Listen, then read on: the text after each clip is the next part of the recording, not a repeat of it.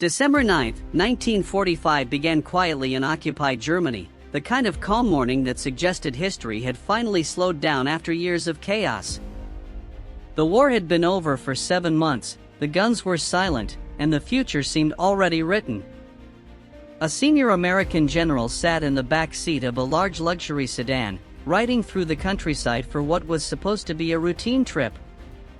He was not heading to the front or inspecting troops, but going on a simple outing, relaxed, thinking about home. The following day he was scheduled to leave Europe and return to the United States. In his mind, the next chapter of life was already unfolding. He planned to write, to speak openly, to explain decisions made behind closed doors at the end of the war. He believed grave mistakes had been committed, errors that reshaped Eastern Europe and handed entire nations into foreign control. He intended to tell that story himself. But the future he imagined would never arrive. Within minutes, an ordinary drive on a quiet road would turn into the final journey of his life, setting off a chain of unanswered questions that would echo for decades. At exactly 11:45 in the morning, on a narrow industrial road near Mannheim, the unexpected happened. The car was moving at a modest speed, nothing reckless, nothing urgent. Suddenly, a heavy military vehicle swerved sharply across the road and cut directly into the sedan's path. There was no time to brake, no space to escape. The impact was violent but brief. Metal folded, glass shattered, and in a single moment the calm morning was destroyed. Inside the car, the force threw the rear passenger forward, slamming his head against the rigid divider between the seats. The injury was catastrophic. The driver escaped without a scratch. The front passenger was shaken but unharmed. Even the men in the military vehicle walked away. Only the man seated in the back suffered devastating damage. Within seconds he knew the truth of his condition. He could not move. He could not feel his hands. He understood immediately that something irreversible had happened. For a man who had survived years of combat, this sudden, quiet roadside crash would prove more dangerous than any battlefield. From the very beginning, details surrounding the accident raised quiet but troubling questions. The injured man was the only one seriously hurt, despite sitting farthest from the point of impact. Minutes after the collision, senior officers arrived at the scene with unusual speed. The road was isolated, the morning uneventful, yet high-ranking personnel appeared almost immediately, as if they had been expecting something to happen. Later, investigators would search for the official accident report, only to discover it had vanished. The document that should have existed simply did not. When attempts were made years later to retrieve it, officials were told no such report could be found. Even more curious was the fate of the driver of the military vehicle. He was quickly removed from the area, reportedly sent abroad for his own safety, briefly returned for a single interview, and then disappeared entirely. His personnel records vanished along with him. No clear explanation was ever provided. These inconsistencies, small on their own, would later form the foundation of much larger doubts. Instead of being taken to the nearest medical facility, the injured general was transported more than 12 kilometers to a military hospital in Heidelberg. The decision made little sense. Time mattered, yet a longer route was chosen without explanation.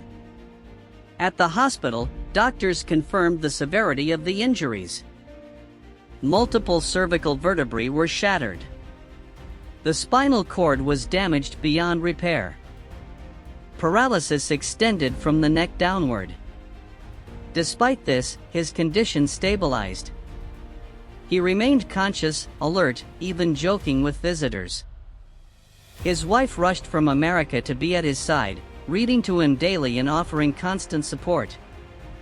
Doctors cautiously believed he might survive, though he would never walk again. For days, there was no immediate sign of decline. Everything suggested that while his life had changed forever, it was not yet ending. Then, without warning, the situation shifted.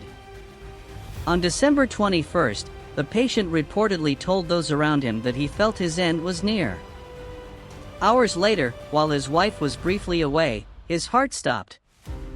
The official cause of death was listed as a pulmonary embolism, a known but not inevitable complication for paralyzed patients. The explanation was medically plausible, yet unsettling in its timing. An autopsy could have clarified everything, but permission was denied. Without it, certainty vanished. What should have been a closed medical case instead became a mystery frozen in paperwork and silence. Years later, new claims emerged. A decorated veteran and former intelligence operative publicly stated that he had been approached with an offer to eliminate the general. According to his account, the order came from the highest levels, motivated by fear of what the general might reveal upon returning home. Journalists and historians followed these claims, uncovering patterns, inconsistencies, and unanswered questions. Books were written. Investigations reopened debates. None provided absolute proof, but all pointed to one conclusion. The official story left too many gaps to ignore. The life that ended in that German hospital had been anything but ordinary. For decades, this commander had been shaped by war, conflict, and an unshakable belief that history was decided by action, not caution. He had led men through chaos, transformed how modern armies moved and fought, and built a reputation that inspired loyalty among his troops and fear among his enemies. To the opposition, he was unpredictable and relentless. To his soldiers, he was a symbol of momentum and resolve. Even political leaders recognized that his voice carried weight far beyond the battlefield. That influence did not disappear when the war ended. In fact, it may have become more dangerous. In the months following victory, he spoke openly about disagreements, about political compromises, and about what he believed were disastrous decisions made behind closed doors. He was not a man inclined towards silence, especially when he felt history was being rewritten in ways that betrayed those who had fought and died. 7 months after the greatest victory of his career, he was gone. Not killed in combat, not struck down by enemy fire, but lost on a quiet road and finished in a hospital room far from home. The contrast was stark and unsettling. Over time, witnesses faded away, documents vanished, and official explanations hardened into routine statements repeated without scrutiny. Yet doubts never fully disappeared. Each missing report, each unexplained decision, each vanished individual added weight to the suspicion that the full story had never been told. Some believed the truth was simply lost to time, buried beneath bureaucracy and coincidence. Others believed it was deliberately erased. What remains today is not proof, but absence. An absence of clarity. An absence of answers. And the enduring sense that power often fears those who refuse to stay quiet once the fighting ends. History remembers victories and defeats, but it rarely preserves the moments when truth becomes inconvenient. In this case, silence may be the final chapter. Whether his death was the result of chance or design may never be known, but the questions surrounding it continue to echo, reminding us that sometimes the most dangerous thing a person can do is survive a war and speak freely afterward. If you've stayed with me until the end, here is my honest view. I don't claim to know for certain whether this was murder or a tragic accident.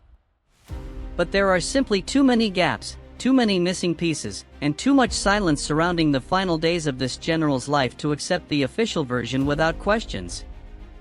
When reports disappear, witnesses vanish, and explanations are reduced to convenient conclusions, doubt becomes unavoidable. History is not only written by victors, it is shaped by what is allowed to be remembered and what is quietly pushed aside. In this story, the unanswered questions are as powerful as any confirmed fact. If stories like this make you think, if they push you to question what you were told and look deeper into history, then support the channel. Hit the like button, subscribe, and and turn on notifications so you don't miss future videos. Leave a comment below and tell me what you think. Was this truly an accident, or was something more happening behind the scenes? I read every comment. Thanks for watching, and I'll see you in the next story.